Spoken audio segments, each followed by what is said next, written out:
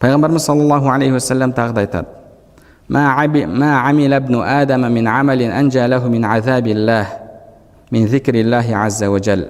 Адам баласының өзін тозақтан, Алланың азабынан құтқаратын жасаған ең жақсы амалы бұл Алланы еске алу, Алланы зікір ету деді. Қалу я Расулаллах, валал джихаду фи сабилиллах. Сонда сахабалар: о Алланың елшісі, Алла жолында шайқаста болу, шайқасқа қатысу да одан абзалырақ емес пе деген кезде Пайғамбарымыз саллаллаху алейхи уассалам: қал валал джихаду фи сабилиллах. Алла жолындағы шайқас та одан абзал емес деді.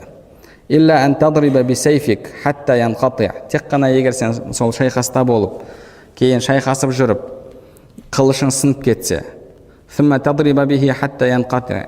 Кейін екінші қылыш алып, тағы да шайқасып, ол қылышың да сынып кетсе, thumma tadriba bihi hatta yanqati. Және үшінші рет тағы да қолыңа қылыш алып, сол қылышың сынып кеткенше соғыссаң, сол кезде әлгі Алла тағаланы зікір еткен адамнан абзал амал жасаған боласың деді. Яғни Алла тағаланы зікір етудің қаншалықты ұлы амал екендігін осыдан біз көре аламыз. Кейде біз көңіл бөлмейміз ол нәрсеге, бірақ Пайғамбарымыз саллаллаху алейхи уассалам бізге осы хадистері арқылы Алла тағаланың үлкен мүмкіндік бергенін баян етіп жатыр.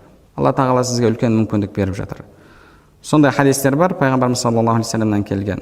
Субханалла, альхамдулилля деп айтсаң, сол сенің таразыңды толтырады, деп жатыр. Сол нәрселерді айтатын болсақ, біз Алла жолында жихад жасаған адамнан да абзал амал жасаған болып есептелеміз. Барлығымыз білеміз Алла жолында шайқастың қандай ауыр екенін. Пайғамбарымыз саллаллаху алейхи уассалам сол нәрсенің ауырлығы үшін ла татаманнау лиқаал аду. Дұшпанмен кездесуге асықпаңдар, оған ынтық болмаңдар деді. Соны тілемеңдер деді. Неге? Себебі адам ол нәрсені тілеп қалағанымен басына түскен кезде қандай жағдайда болады? Адамның жаны тәтті, Алла жолында жан қию деген оңай нәрсе емес.